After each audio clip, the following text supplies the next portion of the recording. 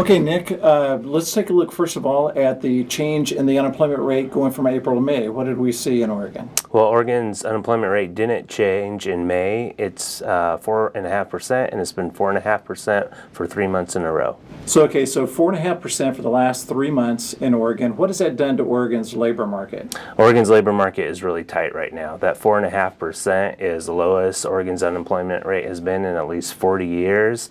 And so employers are having a tough time finding enough workers, but a lot more people are joining the labor market to take advantage of the available jobs. Now, what have we seen as far as people who are unemployed right now? What are the reasons there? Has that changed at all? It has. When we look at the number of unemployed by reason that they're unemployed, there's a low level of people who have lost their job, and that's why they're unemployed. Most of Oregon's unemployed right now have either left their job voluntarily or they're new entrants or returning entrants into the labor market, and they just haven't found a job yet. So when we look at the non-farm payroll employment here, how did jobs perform last month?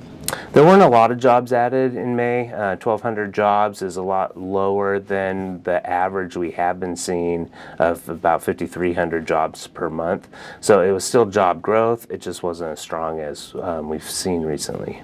So are we seeing a cooling in Oregon's economy right now as far as job growth is concerned anyway?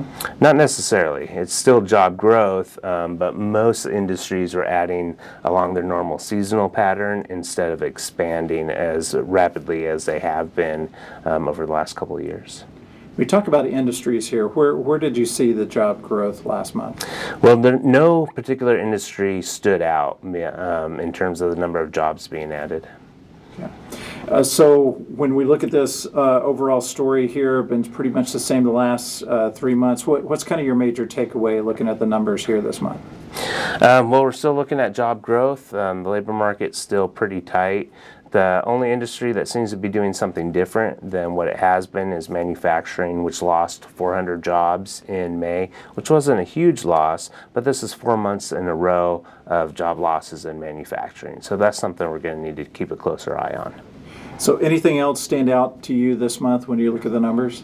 The number of long-term unemployed has been reduced quite a bit since the worst of the recession. At one point, there were over 100,000 Oregonians who'd been unemployed for 6 months or more. Now that's down to 10,000, which is a really low number, lower than pre-recession levels.